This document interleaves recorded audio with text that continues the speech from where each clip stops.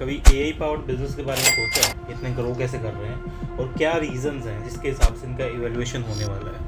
Market है ना आज के टाइम पे बहुत बड़ी है और जो इवैल्यूएशन है तुम्हारा आर्टिफिशियल इंटेलिजेंस का, वो ट्रांसफॉर्म करता है बिजनेस के लैंडस्केप को। देखो, जो फ्यूचर है बिजनेसेस का वो पावर है, एआई से पावर होगा। और जो तुम अभी तक सीखा है ना, सब कुछ भूल जाओ। तो टेक्निकली आगे क्या है, तुम्हारी काफ़ी सारी जॉब्स हैं जाने वाली है अगर तुम एआई से अपने आप को इंटीग्रेट नहीं करते हो। तो यही रीज़न है। अब दिक्कत ये है कि बॉस इसको कैसे देखें या कैसे आउटलाइन करें।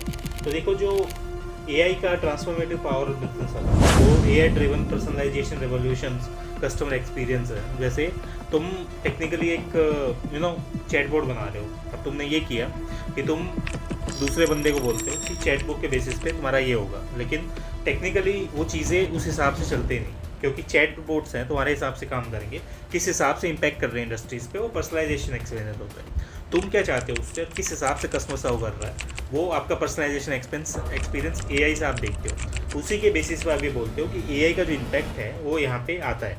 अब सेकंड चीज़ आती है कि एआई का जो इम्पैक्ट है वो इंडस्ट्रीज़ पे कैसे होता है, किस हिसाब से आपकी इंडस्ट्रीज़ हैं वो एआई से आपकी इंटीग्रेट हो रही है। जैसे आप हेल्थ केयर देख लो, कोई भी आज के टाइम पे AI power diagnostic and treatment plans आते हैं पर्सनलाइजेशन मेडिकल के लिए। ठीक है, अगर आपको कोई डिजीज़ है तो आप अपने हिसाब से पर्सनलाइजेशन प्लान्स ले सकते हो और अपने हिसाब से चीज़ें देख सकते हो कि कैसे आप बेसिकली एआई को यूज़ करोगे उस चीज़ को बेनिफिट करने के लिए। चैट जीपीटी का एग्जांपल ले लो ना। चैट जीपीटी के जो डाउनलोड्स थे वो 3 दिन के अंदर आपके 21 मिलियन हो गए थे, जो मतलब बाकी बड़े बड़े बिजनेस को करने में बहुत टाइम लगता है। तो टेक्निकली यही चीज़ होती है। अब जैसे फाइनेंस में है, आपका एआई का जो एल्गोरिदम है ना, वो डिटेक्ट करता है फ्रॉड और जो रिस्क है आपकी सिक्योरिटी के लिए किस हिसाब से होंगे। ठीक है, और कौन से फ्रॉड्स हैं आपको हो रहे हैं और कैसे आप देख रहे हो उन चीज़ों को करने के लिए, वो भी यहाँ पे देखा जाता है। और इसी तरह आपकी जो मैन्युफैक्चरिंग है उसमें भी एआई प्रेडिक्ट करता है कि आपकी जो मेंटेनेंस कब होगी और किस हिसाब से आप ऑप्टिमाइज़ कर सकते हो प्रोडक्शन को और बाकी चीज़ों को ज़्यादा बेनिफिट लेने के लिए। वही चीज़ यहाँ पे बेसिकली आपकी शो करती है मैन्युफैक्चरिंग में। अब ये आती है सवाल कि जो emerging AI powered business ideas क्या हो सकते हैं। सबसे पहले आपकी एआई पावर वर्चुअल असिस्टेंट हो गया आपका, जो कस्टमर सर्विस और सेल्स के लिए है, क्योंकि आने वाले टाइम में जो आपकी कस्टमर केयर की रिक्वायरमेंट है वो आपकी ख़त्म हो जाएंगी। उसी हिसाब से आप ये देखोगे कि बॉस कस्टमर केयर जो आपका एआई पे शिफ्ट हो गया, सारी चीज़ें चैटबॉट्स कर रहे हैं, सारी चीज़ें आप वॉइस ओवर के थ्रू करा रहे हो चैटबॉट से ही या बेसिकली एआई टूल से ही, वो टेक्निकली उसी तरह काम करेगा। इसी तरह आपका जो एआई ड्रिवन कंटेंट क्रिएशन है पर्सनलाइज मार्केटिंग कैंपेन के लिए, वो चीज़ आपकी ख़त्म होने वाली है, क्योंकि जो कंटेंट क्रिएशन है ना वो आपका काम करता है अलग अलग चीज़ों के हिसाब से।